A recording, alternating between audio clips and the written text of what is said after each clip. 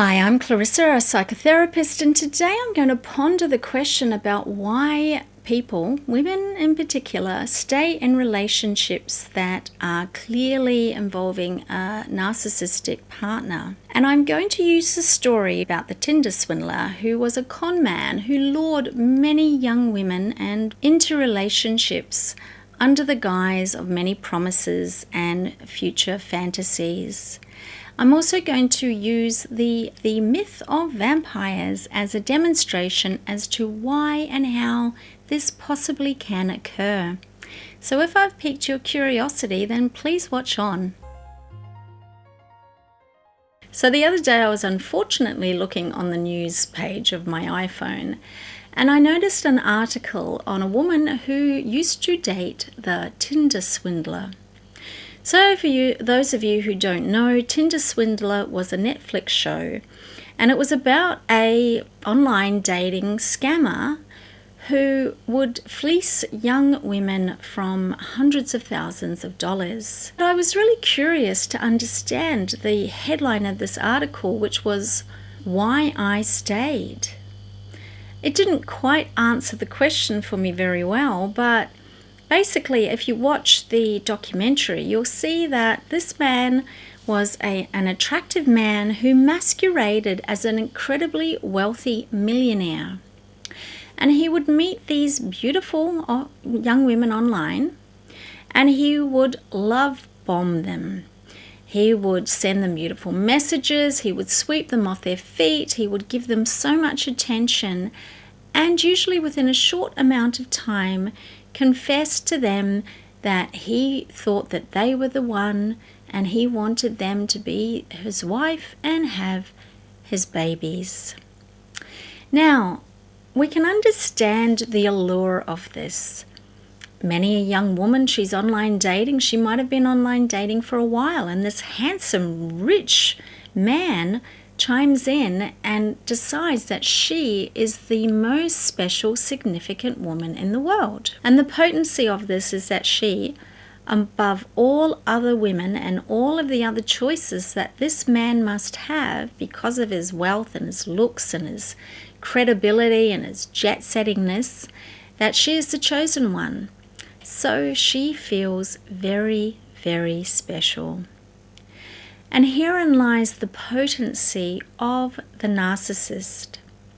As you are being groomed, as you are being love-bombed, as you come in the sights of someone who has narcissistic tendencies, and this means that this love, this fantasy, this fairy tale romance isn't legitimate. I mean, obviously, this guy went on to entice them into not only letting go of all of their life savings, but also even to take out loans.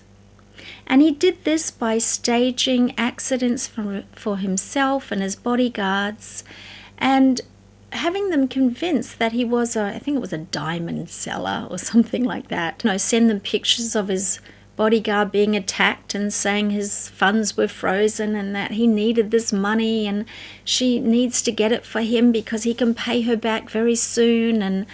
And this scam would just keep unfolding, and then more money was needed and more money was needed.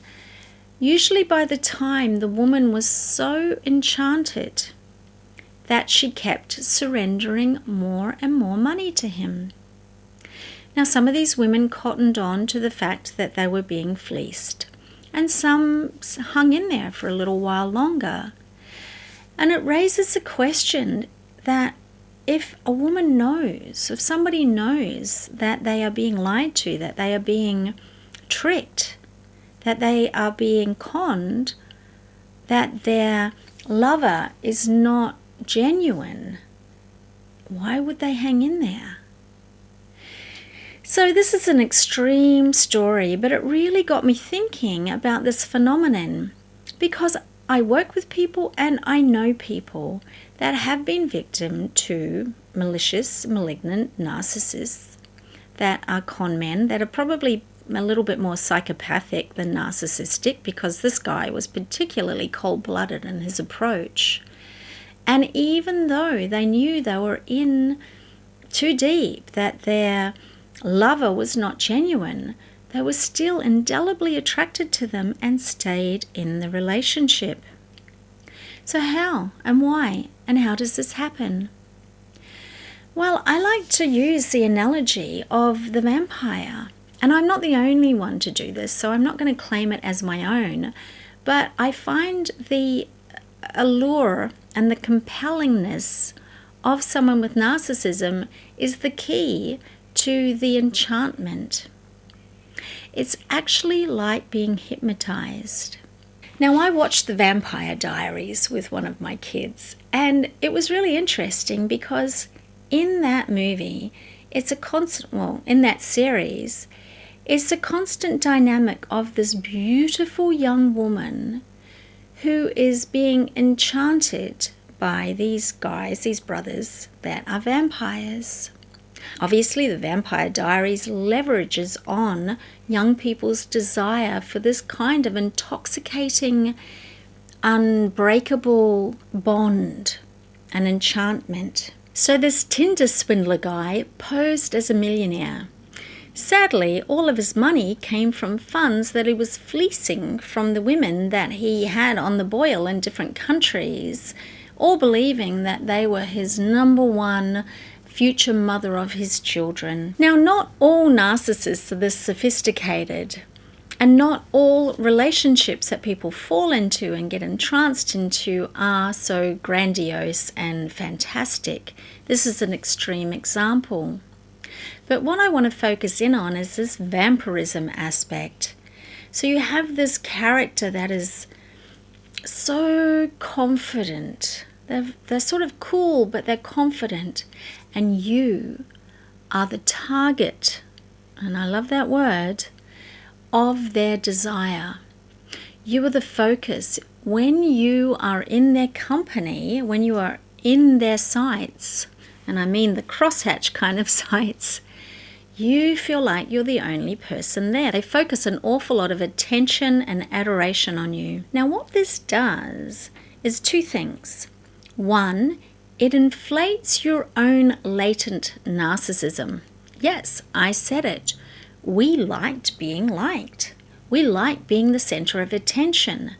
Now, dependent on how dysfunctional your own upbringing was and how much attention you got as a child, might also dictate and drive how much attention this person is giving you is going to be so intoxicating. And let's get it straight. We are all brought up on fairy tales, women in particular. And I think I'm really talking to women being allured in these kinds of relationships, although it happens to men too. But let's just focus in on the women being enchanted by a narcissistic male. And I call it the allure of the cocksure. Cocksurety is an old-fashioned term for someone who's pretty okay. They're pretty, confident in their masculinity, let's say. It's as if they've got that, how do we say it? I think it's called colloquially now, these days, by the young people, big dick energy. They ooze confidence, assurity, and for them to have you as the center of their attention is just like a fairy tale. So yes, we were all brought up on fairy tales in one way or another.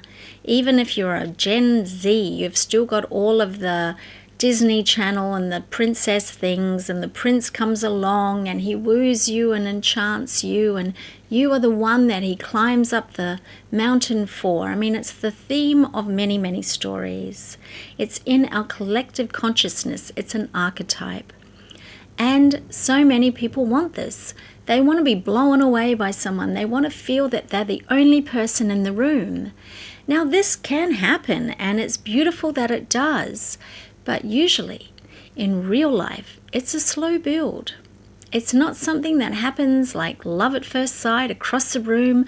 You're being wooed, you're being pursued relentlessly, and you're having all of this attention thrown at you, so much so that often you can't even catch yourself. Your friends might say to you, hey, if it's too good to be true, it probably is. But part of you really wants this. And so in your desire to be the center of attention. This is what I mean by it inflates your narcissism. And this is what they call in the narcissistic literature a shared fantasy. You actually partake in the narcissist's fantasy of who you are. It's probably true that they truly believe that you are the one, that they actually believe that the person they just split up with was not the one because you were the one, and now they've found you, it's all about you.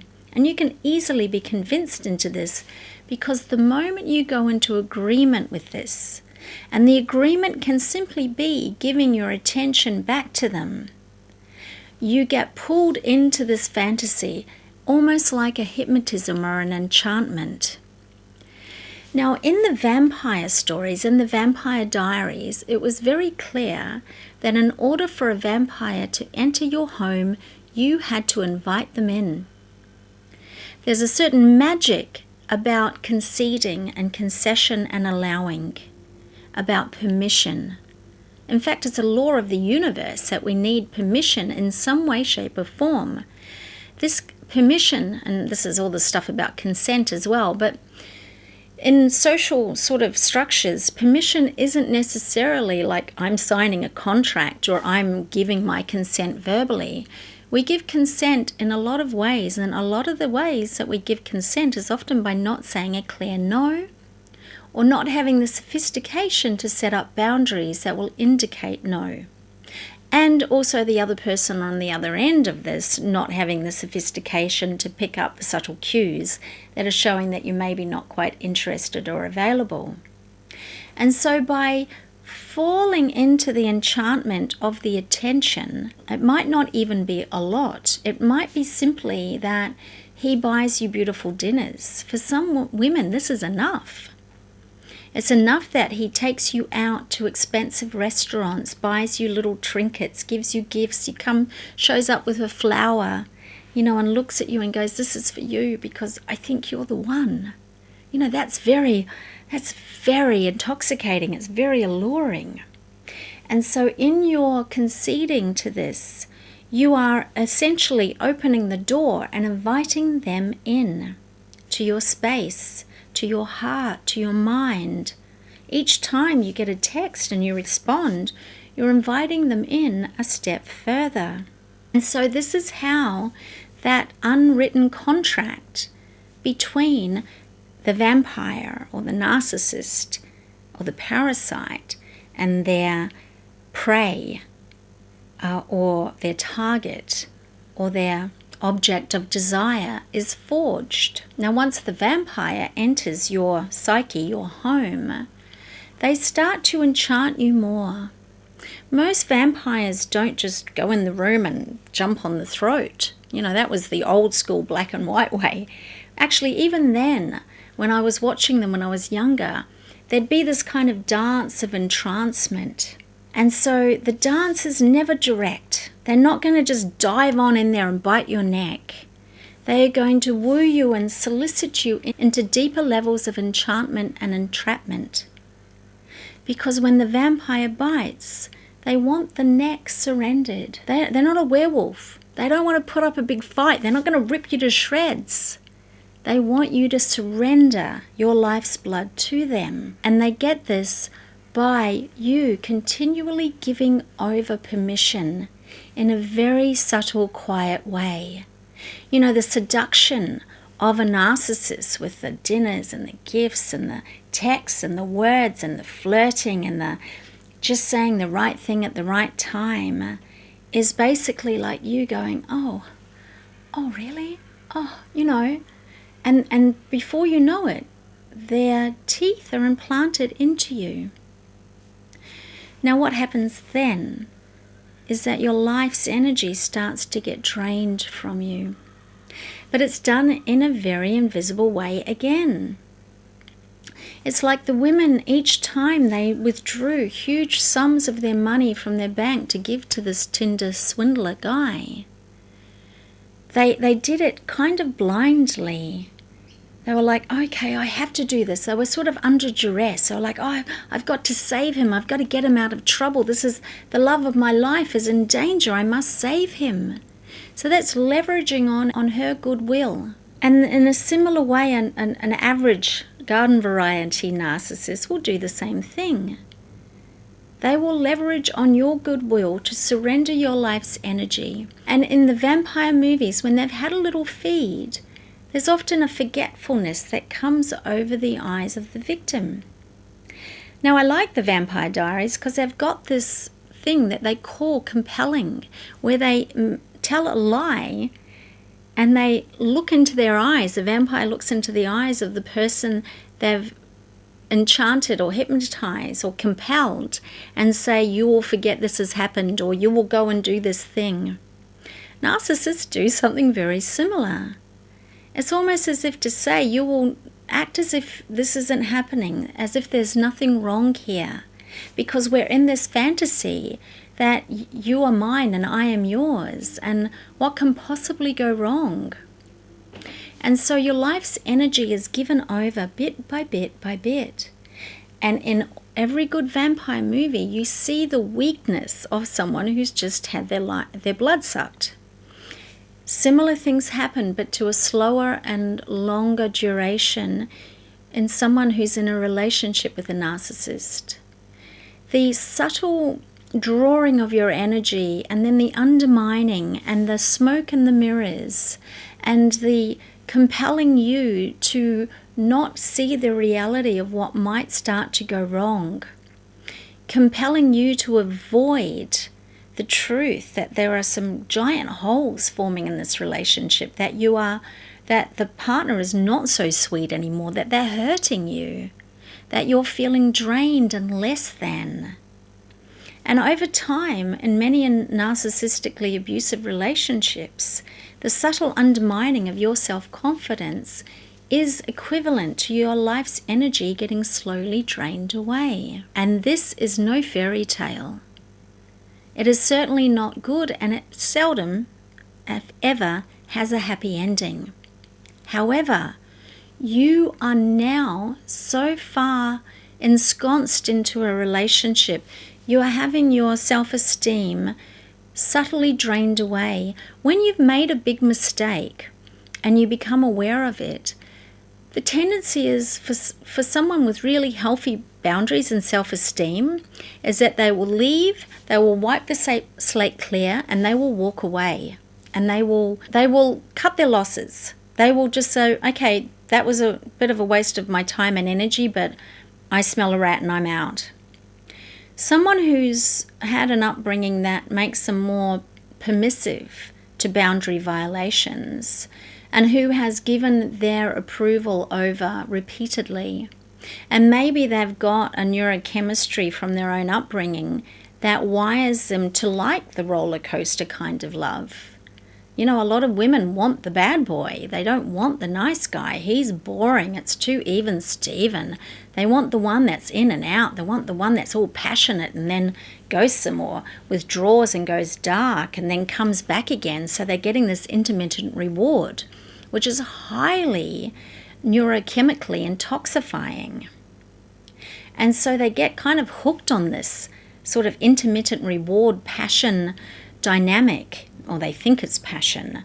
Usually it's a big charade, but because it's so intense and they have to concede to believe in it, and they share the fantasy that they are the wonderful one and that they feel so good and they've got all these other neurochemicals going around in their body, it keeps them in there. And so rather than opting out when they have the first sign that something's wrong, they're so invested, and or they're becoming so drained of their life's energy. Often they're siloed off from their friends. Friends are going, why are you with this person? I don't think I want to hang out with you anymore. Or the narcissist has made it such that they've occupied so much of your time, life and mind that you cannot think about spending time with your friends, because you get these subtle niggles about not spending time together as a couple and all of these different scenarios. So by the time someone could realize that they're in too deep with someone who isn't ideal, they've invested so much and have had so much of their life drained, and they've given permission over and over repeatedly that they are in. and they live on the hope of their investment coming to fruition. They hope that the promises that lured them in will come to be, and they deny the reality because they're kind of hypnotized and enchanted and distracted and diluted.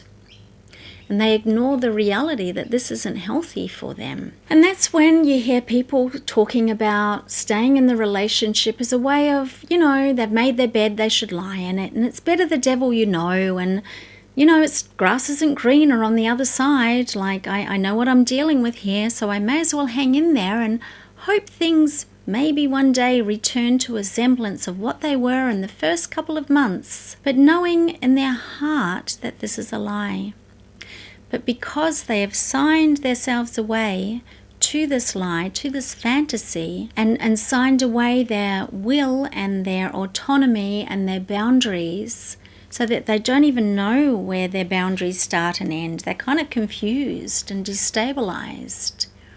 That they don't have the strength anymore, remember, they've been sucked dry, to actually make a move and leave. Plus, along the way, the narcissist might have done the subtle undermining of the abusive aspect of making that person think, well, they're the stupid one. You signed up for this, so it's your fault. This is exactly what this Tinder Swindler guy did. He blamed his victims. What do you mean? You're a liar. You gave this to me. I asked for it. You gave it to me. I haven't taken anything from you. You gave it to me, and puts the blame back on them.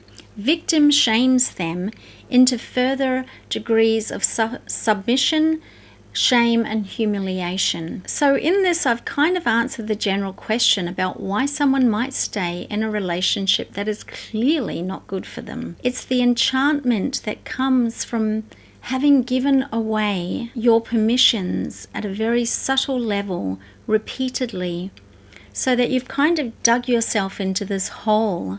It's almost as if each permission digs you deeper and deeper. You're looking up through the bottom of a deep hole. And if you've been isolated from friends, if you've been shamed and humiliated by the concessions and the things that you have given away, or if you've just basically conceded that, the devil you know is better than the one you don't know, then that's pretty much how you got to be there and why you end up staying. And also there's that level of intoxication where the fantasy involved you and you had your own latent narcissism, your own desire to be cherished in the center of someone's attention, leveraged upon. And often this continues, even when things get, I hate the word toxic, but negative and destructive. This person can still make you feel that you are the only one who is not just responsible for where you are, but the only one that they want still. They still want you there. They're just not going to give you all of the good stuff anymore. But you still serve a use and a purpose. And, there you are going to stay. So it's a pretty doom and gloom thing, but it's a really interesting phenomenon.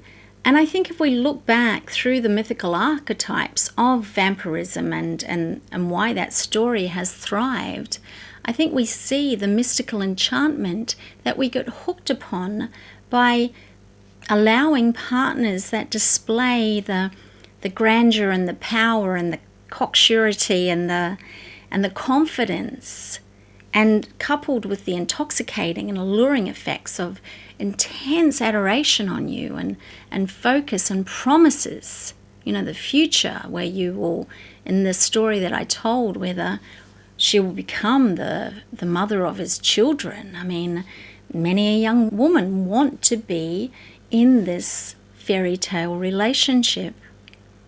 But reality might be a boring alternative, but it's certainly a safer and more healthy one. So let's give a plug for all the nice guys out there and all the stable men who sit in the background and pick up the pieces of their female friends or girlfriends that have been in relationships like this and go, well, I don't understand why you would have gone there in the first place when there's a nice guy like me just sitting in the background that would have treated you well. Well, hopefully this helps you understand a little bit more about the psychology of these relationships. So I hope this helps you understand to a better degree why people might stay, or why you might be staying in a relationship with someone who is clearly not good for you, has got overt narcissistic traits, and could be draining you of your life's energy. So I hope you've enjoyed this video, and if you have, you're welcome to hit me a like. You're welcome to subscribe, and thanks for sharing this time with me today.